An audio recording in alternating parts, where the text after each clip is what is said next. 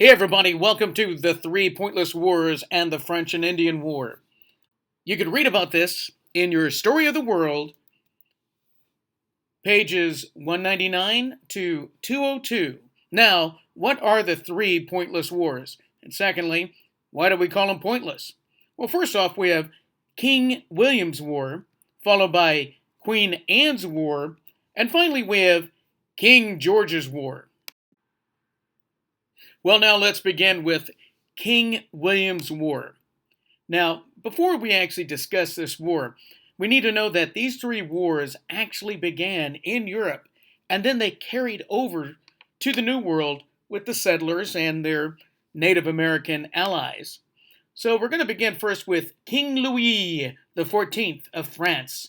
Well, during the time when this war started in 1688, he tried to expand French power in Europe. And that's fine if you're a French king and a Frenchman, but that didn't sit too well with the English. So, what England did is they convinced their Iroquois brethren all the way back or over in the New World to attack French settlements.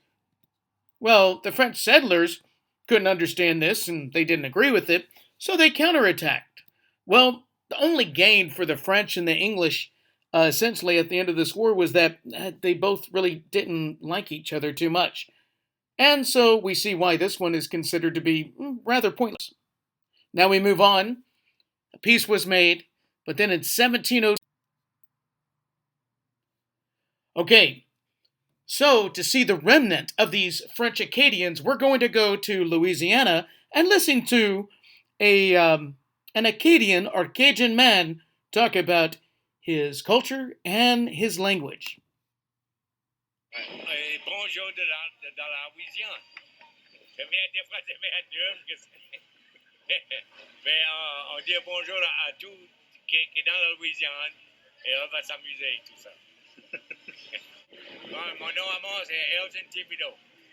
Et mon garçon est Wellen Thibodeau et joue la musique en français. Et on est élevé en français. On est élevé dans les bas de bayou. Et on a appris notre langue avec notre père et notre mère. Et on n'a pas eu d'école. Là, on a eu un petit d'école. On ne pouvait pas parler français à l'école, fait qu'on parle en anglais. On a appris un petit peu d'anglais, mais on parle mieux en français. Et toute ma famille, on parle tout en français. Même maintenant, chez vous, vous parlez... C'est vous, on parle français. Et les petites aussi, les petites, on parle français, les petites, pour eux, ça peut apprendre un petit peu du français. Il y en a qui le prennent, il y en a qui ne le prennent pas. Bonjour de la... Well, now we're going to move on to King George's War, our third war. It's also known as the War of Jenkins' Ear. We're going to learn about why that is also another name for it. Well, you see, for some time after Queen Anne's War, peace did reign for a little while.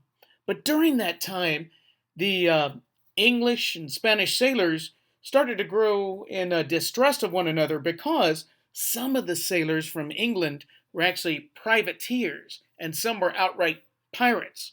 Now, a privateer is essentially a pirate who's ordered by the king to steal and raid from the Spanish. And so they were doing this because Spain was making so much money from their engagements in South America. Well, anyway, so a lot of Spanish came to distrust even the legal, honorable sailors from England. Well, on one of the ships, Captain Jenkins was captured and he had his ear sliced off by the Spanish.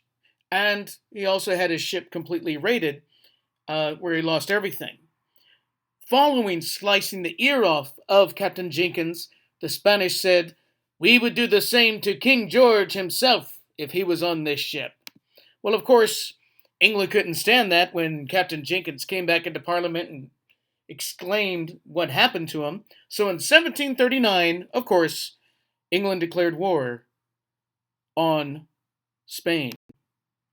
Now, that war ended, and everything was fine. Absolutely nothing came from it. And then peace reigned again for a little while longer.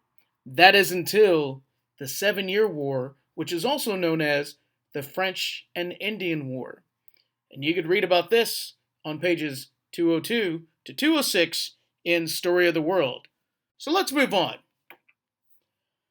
At the time of 1750, you could see the land holdings of the three great European powers who are settling in the Americas. Taking a look at North America here, we see that the Spanish have basically the Southwest and what is today Mexico, as well as Florida. Then we see that the French have a good deal of North America, coming from the Mississippi River, Louisiana, all the way up into today's Quebec and Ontario. And the British actually have the smallest amount of land holdings, as you can see in the green.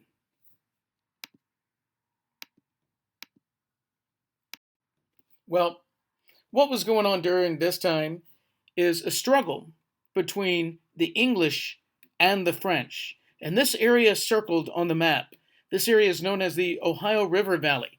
And you can see the French holdings in yellow and the English holdings in green. Well, the French were starting to move in right into that area, into the green area, the Ohio River Valley. So we're going to take a quick review of what this does, which led to the French and Indian War.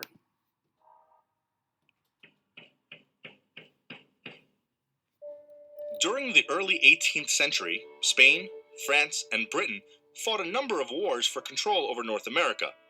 At the end of the Spanish War of Succession, or Queen Anne's War, France was forced to surrender part of their North American territories to Britain. King George's War, part of the larger Austrian War of Succession, resulted in a territorial stalemate. During Father Le Loutre's War, French Acadians battled against the British occupation, but were defeated and deported to cut off France's supply lines. Caught in the middle, Native Americans were forced to pick sides, with the Wabanaki fighting with France and the Iroquois with Britain. The French sent Pierre-Joseph Céloron into the Mississippi Basin to assert French land claims, angering many natives who were, in Céloron's words, entirely devoted to the English. Céloron warned Chief Old Britain to stop trading with the English. On June 21, 1752, a French war party along with native allies attacked the trading post, killing members of the Miami Nation, including Old Breton, who was boiled and ritually cannibalized. Other tribes in the Ohio Valley wanted the British out and allied with the French, like the Delaware, Shawnee, and Ottawa. Many tribes were multi-ethnic, formed from survivors of displaced villages.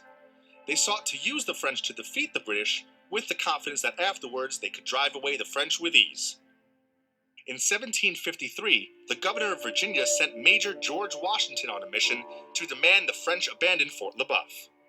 When Washington returned with the French commander's refusal, the British sent him back with a larger force. Washington was joined by Iroquois chief Tanagreeson, also known as the Half-King.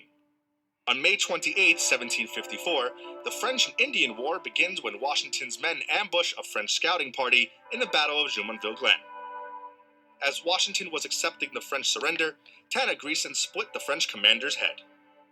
Anticipating a counterattack, Washington built Fort Necessity, which fell to the French and their native allies 2 months later.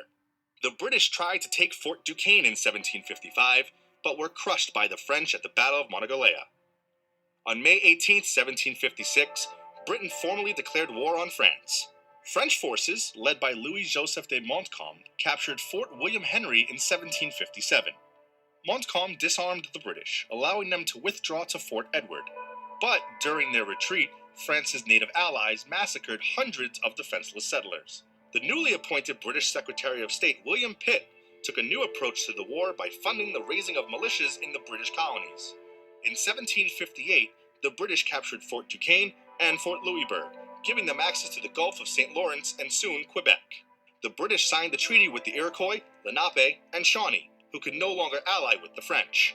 1759 became known as the Year of Miracles because of continuous British military victories. They captured Fort Ticonderoga, drove the French out of the Ohio country, captured Quebec City, and took the island of Guadeloupe in the Caribbean. After surrendering Fort Niagara, the French countered in 1760 at the Battle of Ste Foy. But after losing the naval battle of Restigou, they were unable to resupply their troops. France was forced to surrender at Montreal, which ended most of the fighting in North America. To pressure the British to seek a peace agreement, the French signed a treaty with Spain, but the 7 Years' War dragged on. Britain went on to seize the French Caribbean islands Dominica and Martinique, and Spanish Havana. By 1763, diplomats in France and Spain began to seek peace. The Treaty of Paris ended the war in North America, while the Treaty of Petersburg ended the war in Europe.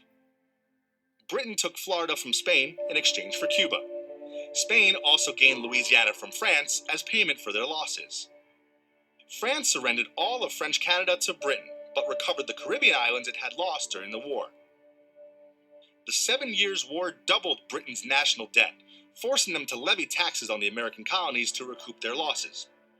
In France, the defeat humiliated the government, and the monarchy was unable to ease the suffering caused by their new financial problems. The seeds of the French and American revolutions had been sown. So now let's take a little bit of a deeper look at the French and Indian War. As we know, the French were moving in to western Pennsylvania, an area known as the Ohio River Valley. So this got Lieutenant Governor Robert Dinwiddie, he's Lieutenant Governor of Virginia, which was basically in charge of that formation area of Pennsylvania. He was alerted because the French were building roads into what was then known as English colonial establishment. So, Governor Dinwiddie decided to send a very eager 21-year-old surveyor named George Washington to give a letter to the commander at the French headquarters overseeing the building of these roads. And this letter basically stated that the French needed to cease and desist and get out of there because they're in English territory. Well, here we have a young George Washington who had been a surveyor of land, helping farmers decide and map out their areas, but he really wanted to be a soldier. So he begged the lieutenant governor to allow him to be the one to send the letter or take the letter to the commanding officer of the French who were building the roads in English territory. Well, when George Washington presented the letter from Governor Dinwiddie to the French commander essentially laughed and told Washington, "Return to Virginia." Well, on the way back, Washington found a great spot to build a fort, a spot where three rivers met. Of course, this spot also has an area right at those three rivers today known as Three Rivers Stadium, because that's a spot where Pittsburgh is right now. Anyway, he built a small fort, but the fort was soon overtaken by the French, who were just too powerful for Washington and his colonial regiment. Washington surrendered, but the French allowed him to retreat. Well, Governor Dinwiddie would not have it. He asked for reinforcements, and reinforcements came. General Edward Braddock and 2,000 English regulars arrived on behalf of Lieutenant Governor Dinwiddie. General Braddock decided to invite the young Virginian officer Washington so that Washington may learn how the English actually win.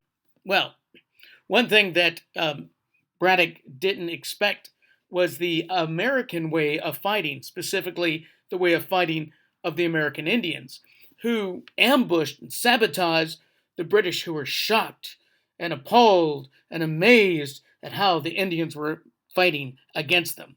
As a result, 1,000 British soldiers died, and General Braddock was, humiliated. Well, back in England, Prime Minister William Pitt, who'd, by the way, never been to North America, decided that he was going to take action to make sure that the British could protect the lands that they've claimed and possibly even gain a few more holdings. Well, the benefit of Pitt's decision is that, first off, he authorized more money, ships, and ammunition to be sent to the British regular forces. He also encouraged the British regulars and colonial forces to work together. He offered incentives to the colonials to allow this to happen. Until this time, the two sides were not getting along too well, just because the regulars thought they were better And the colonials didn't trust them. So now they're working together as one British force. Good going, Pitt.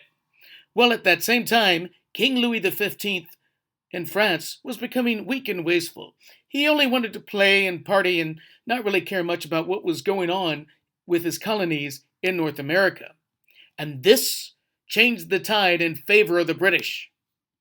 The last and largest major engagement of the French and Indian War was the Battle of Quebec in Montreal in 1759. That British victory was not the last British battle in the French and Indian War, but it was the most major one that essentially sealed British victory over North America. And so now we're going to take a look at these two maps.